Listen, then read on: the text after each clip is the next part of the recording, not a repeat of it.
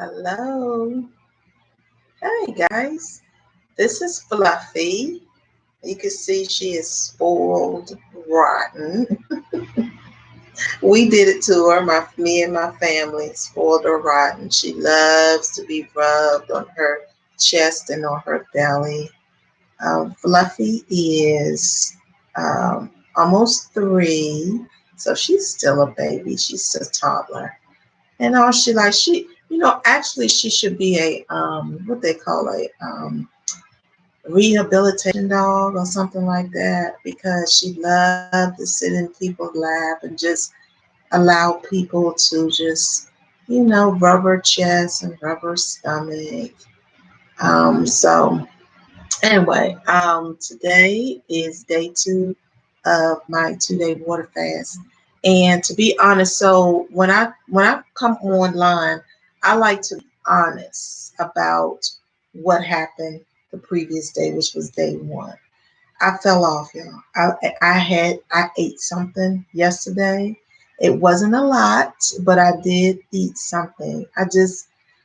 I have this, it's like I can't control myself when it comes to food. It's like I have to eat something. So I'm one day 2. If you fall down the first time, you get up and you try again. Okay. So day 2, what happened was I ate something today. So I had some okra. I was going through my refrigerator and I was cleaning out my refrigerator, right? And I say about maybe three days ago, I bought some okra. And I noticed that I had the okra because I keep my refrigerator stocked with fruits and vegetables. But when I decided to go on the water fast, it was time for me to go to the grocery store and buy more fruits and vegetables. I didn't want to have a refrigerator full of food, knowing that I was going on a water fast, because of course you all know that fruits and vegetables go bad, it don't last long. You have to eat it right away. So back to what I was saying, I was going through my refrigerator and I noticed that I had some fresh okra in there, right? I had forgot all about it until I moved, my water bottles and juice bottles out the way. I noticed I had some okra back there. And I said, well, and I knew that I had bought it 3 days ago. So I had to cook the okra today. If I didn't cook it today, it's a possibility, it gets a little brown and stuff as the day go by. So I said, I have to cook it. And it's just me. I'm the only one that eat okra, right? And so I cooked the okra and sauteed the okra in a little grapeseed oil. I just made it basic. I cut it up. I sauteed it in some grapeseed oil with a little salt and onion powder, and that was it. That was it. And I sauteed it a little bit. I love okra, eating okra like that. And so I said, well, I don't want to. Tomorrow I'm only on a fast for 2 days. I can eat the okra tomorrow. But that okra was looking so good after I cooked it that I ate some okra. That was the only thing that I ate today was okra. So I'm not going to beat myself up about it, because tomorrow is another day, and I'm going to do I'm going to tomorrow will be my 3rd day trying to attempt a water fast. Okay. I'm going to keep going until I get to a point where I am only drinking water throughout the day. But this morning, I just had some okra. Now, for me, this water fast is not about me crash diets, trying to lose weight, and all of this stuff. It really isn't. With this water fast, why I decided to do a water fast is because I know that I have some toxins in my body that I want to get rid of. Okay, I do take medications for high blood pressure. To me, that is a warning sign. Anytime your high blood pressure, diabetes, or something like that, that's a warning sign. That's your body telling you red alert, something is going on within your body and you need to take care of it right away, because if you don't, you're going to get sick. It's going to get worse. Diabetes can turn into your fingers coming off, your hand, having your hand surgically removed, or your foot surgically removed. It can lead to blindness, and high blood pressure can lead to stroke and to death. It's a serious issue. So, and I want to put that message out there. If you're dealing with any type of illnesses, whether it's high blood pressure, high cholesterol is another one because of your eating habits. Diabetes, high cholesterol can cause your arteries to close up and you can have a stroke, right? And so if you're taking medications for anything, your body already gave you a warning sign that something is going on.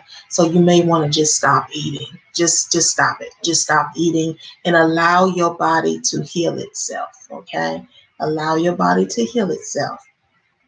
And so that's where I am in my journey. I want to allow my body to heal itself, and to I want that red light, that light that came on when I went to the doctor, and she said, "Oh God, your blood pressure is really high." And I thought it was just going to be a one-time situation, but I kept going back, and it just, my blood pressure was not stabilizing. And so, of course, the doctor tell you, well, it's just something that happened. It can be genetic and running the family. I don't believe that at all. I really don't. I think it has to do with me personally, stress, allowing stress to take over my life, allowing stress to affect my body. I think it has to do with my eating habits over the years. The foods that I ate finally caught up with me. You know how you have people say in your life, it could be if you keep eating like that, it's going to catch up with you. And you be like, what are you talking about? No, it will. Drug, alcohol abuse, and all those things catch up. You may have stopped doing it at that time, but eventually, if you don't heal your body along the way and get rid of those toxins, see how spoiled she is, and get rid of those toxins, it will come back to haunt you. It will. It will come back to haunt you. And with high blood pressure, the first thing they do, they put you on insulin, which is fine because you want to keep your blood pressure normal. So I always, I still take my blood pressure medicine. I don't stop it because I don't want to have a stroke and I don't want to die. Okay, I value my life, so I do take the medicine. But in the meantime, I'm making sure that I eat right, and then I take care of my body, and I, stay in a stress-free environment. Okay, stay in a stress-free environment, and that's what I do. Um, and so that's where I am. And so tomorrow will be day 3. I'm going to add. I was doing a 2-day water fast, but I'm going to stretch it and make it a 5-day water fast. So the rest of today, where you going, Fluffy? Where you going? See, when you start petting her, she's like, "Oh, let me just get down," because she stopped. That's how spoiled she is. So I started off with I said I was going to do a 2-day, but I'm going to do a 5-day water fast. And after the 5 days, I'm going to see how I feel, and I might extend it to another 5 days. So, I mean, this is an open and honest video. Um, and if you all have any comments, please feel free to leave them. I will answer it to the best of my ability. Okay. So, I always want to leave you all with something. There is a book that I want you guys to go and pick up, or you can also listen to it on Audible, on here on YouTube, and it's called Think and Grow Rich by Napoleon Hill, because we all want to be successful in our lives, okay? And we all want the best that life has to offer. It may not necessarily mean money, but hey, if you have a feeling like you want more finances, don't be ashamed of it, or don't be ashamed to talk about money if that's what you want. If you want a better relationships with your family, you can have that also. You know, we can always rewrite the chapters of our lives. We can just stop and say, okay, that didn't work. That didn't work. From now, from today, anything that happened up until today, I'm going to forget it and leave it behind me because I know I can't repeat it. But today, I'm going to do something different to better myself, whether it's eating right, whether it's exercising, whether it's building relationships, whether it's getting rid of some relationships that may be toxic. It could be building better relationships with your family members. And when I say family members, some family members you just have to let go of, because some family members can be very toxic. As you, this my page is about transformation. As you start to transform your life, you will realize that there are some family members that you just have to let go, because they're not a healthy part of your new life. Okay, if that makes sense. All right, and you just have to let them go, and that can be your mother, that can be your father, that can be your sister, that can be your brother, it can be your close cousin. But if those people don't fit in your new life, then you know, and you tried and you talked to them, and they still bring that negative energy around you, then it's okay to let that person go. You don't owe that person anything. Okay, because God created us as individuals, you know. And so you don't, your mother was just an incubator for you to be here. Her job was to make sure that you stayed safe while you was here, while you was a child. And the same for your father. Your father had his job was to make sure that you were safe, right? And not everybody is able to get that from their parents, all right? And they figure, well, that's my mama, so you know, I just have to deal with it. You do not. You do not have to deal with it. And all you can do is go to your whoever it is in your family and say, look, I love you, but I cannot deal with your negative energy anymore. And if you continue to bring that negativity my way, then I can't, we can't be together anymore. Okay. We can't function as a family anymore. I have to release myself. Okay. Because I only want positive energy coming my way. And if that person really love you, they will change when they come around you. They would change, you know. They won't bring that negative energy around you anymore because they love you and they respect you.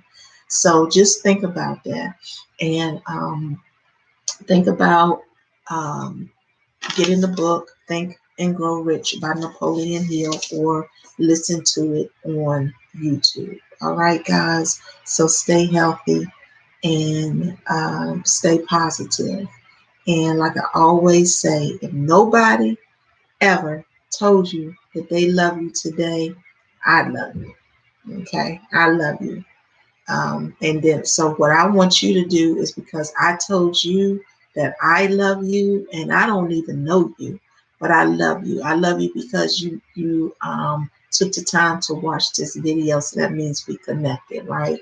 And so what I want you to do, I want you, after you watch this video, I want you to go and say to someone, I love you, and give that person a hug. You know, I notice that we as humans, we're not touching and hugging each other um, like we should be. So, you know, if you have children, just say, I love you. They'll be like, what? You know, come here and give me a hug. And if your child kind of pulls away or real stiff when you hug them, then you're not giving them enough hugs. You need to give them more hugs. If they are pulling away or they are real stiff when you hug them, and or they not hugging you back or giving you love back, that means that you need to give and show more love to that person until they get to a point that when you hug them, they are excited about it. all right, and they like arms are open and they ready to hug you back, that's when you know that you have given a lot of love to that individual. All right. So remember that. And take care of yourselves.